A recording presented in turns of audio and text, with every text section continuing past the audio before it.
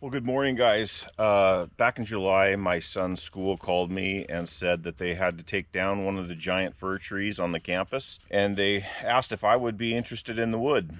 Yes, I'm interested in the wood.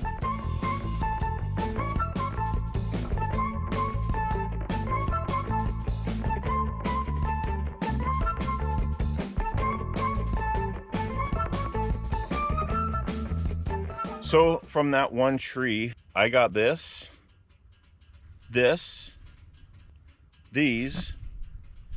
not this, and this.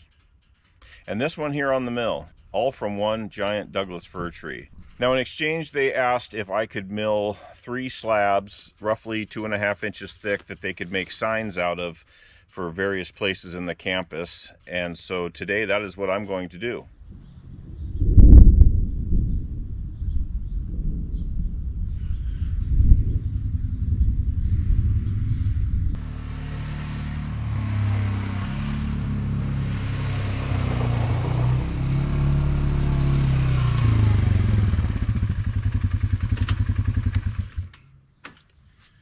Now, any part of this log that doesn't become the slabs that the school is after is going to become 2x6s for a project I have down at the house.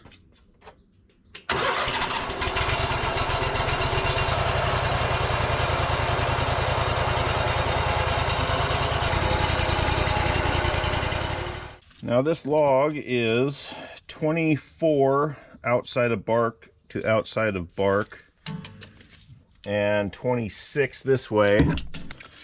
Now I've got a maximum throat of about 26 inches here, and as you can see, I'm probably not going to clear on this side. So what I have to do is lower my dogs so that I can scoot the log over, and as long as I keep it out of the plane of the saw head, I can scoot it over and crowd this beam.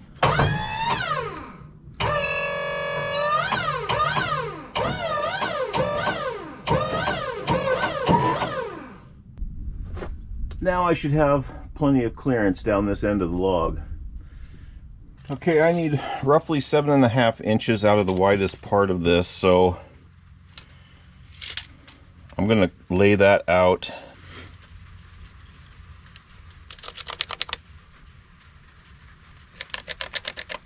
And I'll cut this top piece off, set it aside, slab out the center, and then we'll start making lumber with what's left.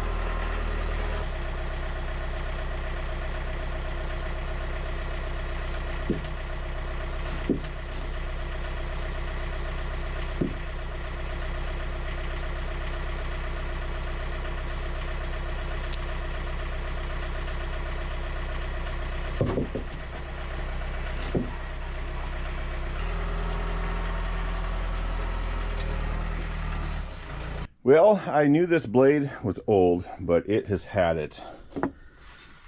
We got more waves than the ocean on that one. It'll be fine for the signs, but the lumber I want to make is going to need to be a little straighter than that. So I'm going to throw a new blade on quick and start ripping some lumber. Now, there's a couple different ways I could start making my 2x6s. I could cut a slab here and then hopefully get 3 2x6s out of it after I make a skim cut and get all this waviness out. The way the grain is going, I'll get better quality lumber if I cut boards this way until I get to the center. But also, if I make my cuts this way, I don't have to have the full width of this trying to cut all my waviness out. I can put a stack of, you know, half a dozen or whatever. It'll be a much easier cut on the saw, and I'll get a much straighter cut rather than trying to cut 24 inches across. Even with a sharp blade, you know, it's harder on the saw. So what I think I'm going to do is flip it over 180. I'll cut it so that I've got a cant that's probably a full 6, maybe 6.5 inches, so that I got some room to trim off the waviness. Cut my 2x6s, and then I'll go from there.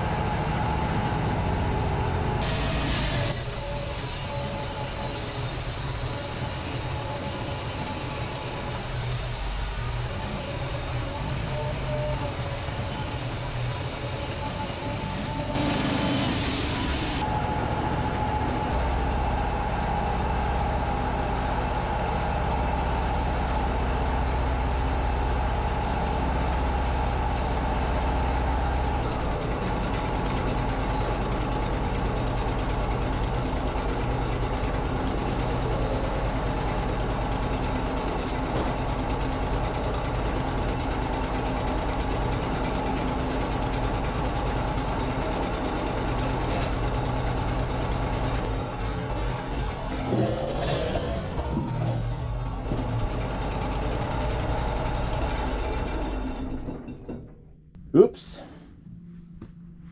Better fix it.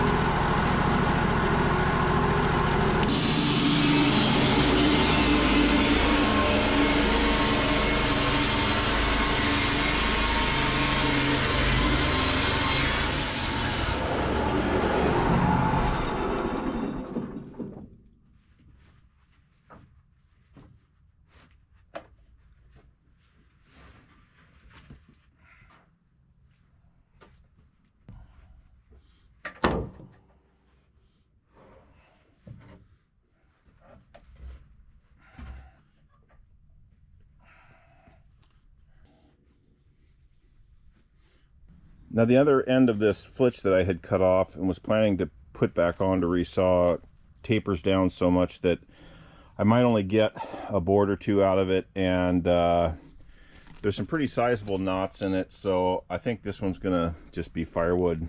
What I'll probably end up doing is grabbing all of this flitch wood and setting it aside to cut up. I need firewood really bad. I'd like to get these hemlock logs milled into 2x6s as well. I've got quite a few winter projects that I'm going to need some framing lumber for.